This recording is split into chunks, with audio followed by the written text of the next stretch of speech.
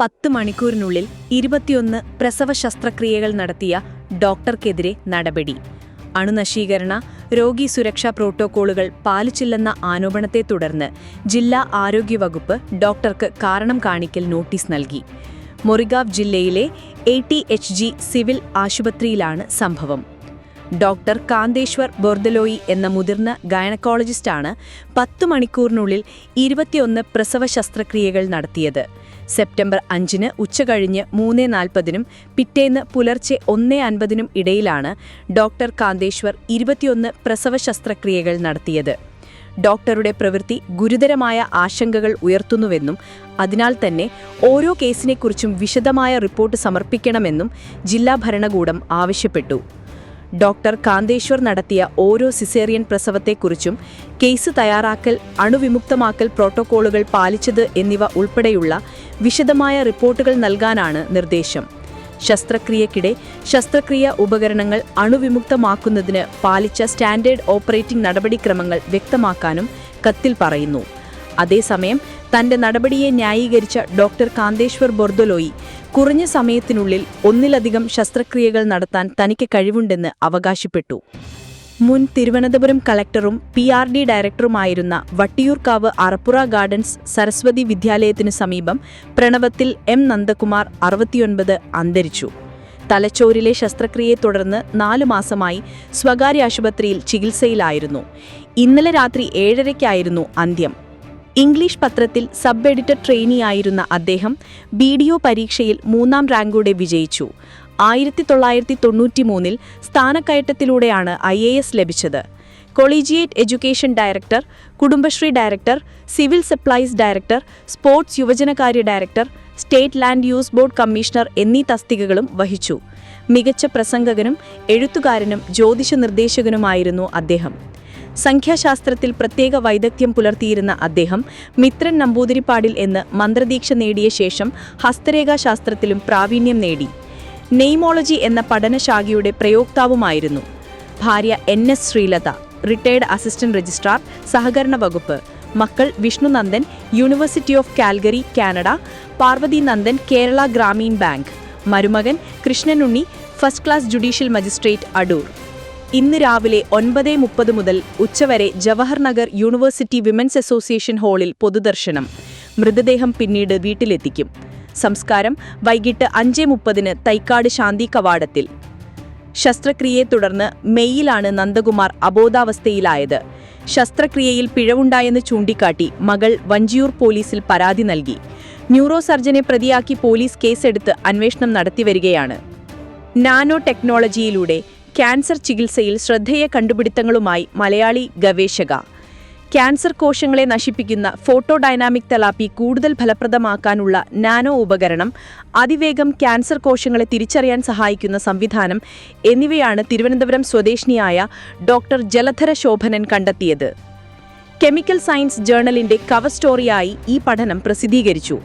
ചികിത്സയുടെ ഫലം തത്സമയം നിരീക്ഷിക്കാൻ ഡോക്ടർമാരെ സഹായിക്കുന്ന സംവിധാനം നിലവിലുള്ളവയേക്കാൾ 270 മടങ്ങ് മെച്ചപ്പെട്ടതാണെന്ന് ജലധര പറയുന്നു. പേറ്റന്റിന് അപേക്ഷിച്ചിട്ടുണ്ട്. രക്തത്തിലെ അർബുദ കോശങ്ങളെ കണ്ടെത്താൻ സഹായിക്കുന്ന ലിക്വിഡ് ബയോപ്സി പ്ലാറ്റ്ഫോമാണ് മറ്റൊരു കണ്ടുപിടുത്തം. ഈ പഠനത്തിന് ജാപ്പനീസ് ഫോട്ടോ കെമിസ്ട്രി അസോസിയേഷന്റെ കെമിസ്ട്രി പ്രസന്റേഷൻ പുരസ്കാരം ലഭിച്ചു.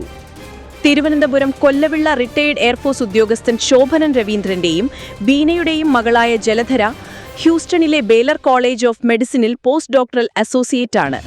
CPI സംസ്ഥാന സമ്മേളനത്തിന് ഇന്ന് കൊടിയുയരുമ്പോൾ ബിനോയ് വിശ്വം സെക്രട്ടറി സ്ഥാനത്ത് തുടരാനാണ് എല്ലാ സാധ്യതയും.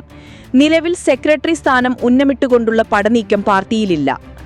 എന്നാൽ പാർട്ടിയുടെ നിയന്ത്രണം കൈയാളാനുള്ള അണിയറ നീക്കങ്ങൾ ശക്തം. സമ്മേളനം തിരഞ്ഞെടുക്കുന്ന സംസ്ഥാന കൗൺസിലിൽ ആധിപത്യമുറപ്പിക്കാനാണ് ഈ കരുനീക്കങ്ങൾ.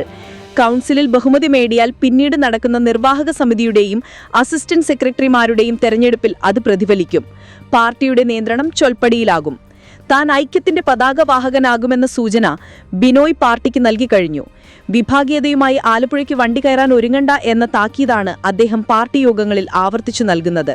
മുൻ സംസ്ഥാന സെക്രട്ടറി കാനം രാജേന്ദ്രനെ അനുകൂലിക്കുന്നവരുടെ പിന്തുണയോടെയാണ് സംസ്ഥാന സെക്രട്ടറി ആയതെങ്കിലും ശേഷം മറുവിഭാഗവുമായും അനുനയത്തിൽ പോകാനാണ് അദ്ദേഹം ശ്രമിച്ചത്.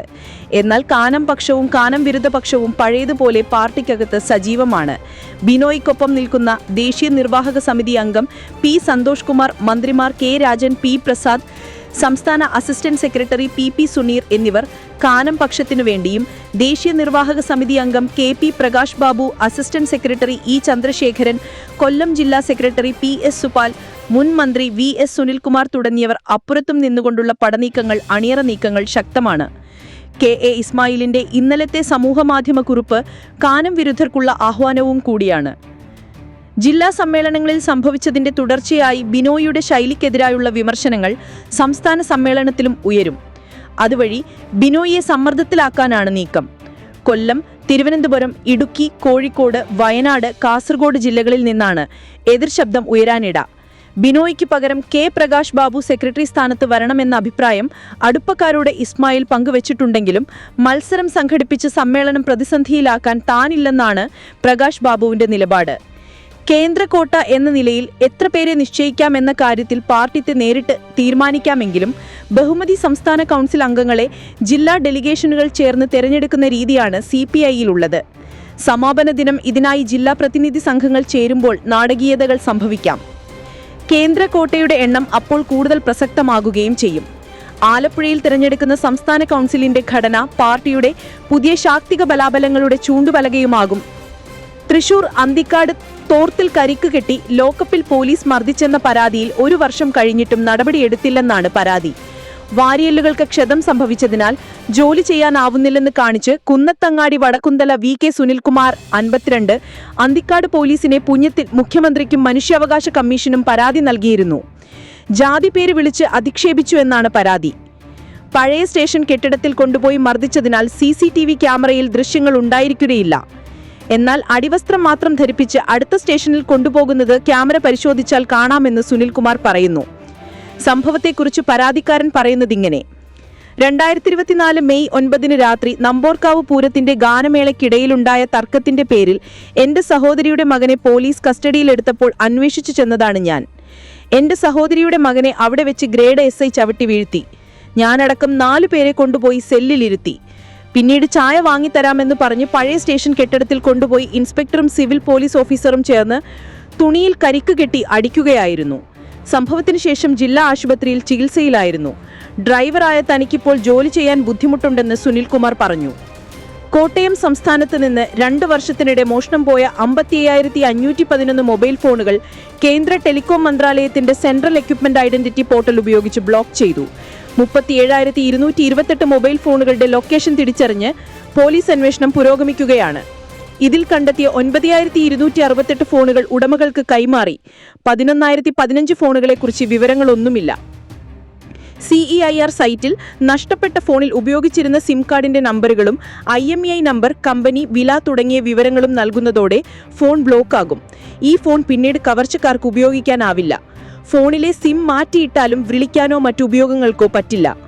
ഫോൺ നഷ്ടപ്പെട്ട സ്ഥലം, തീയതി, സംസ്ഥാനം, ജില്ല, പോലീസ് സ്റ്റേഷൻ തുടങ്ങിയ വിവരങ്ങൾക്ക് പുറമെ സ്റ്റേഷനിൽ പരാതി നൽകുമ്പോൾ ലഭിക്കുന്ന നമ്പറും പരാതിയുടെ പകർപ്പും ഫോൺ ഉടമയുടെ വിലാസവും തിരിച്ചറിയൽ രേഖയും പോർട്ടലിൽ നൽകണം.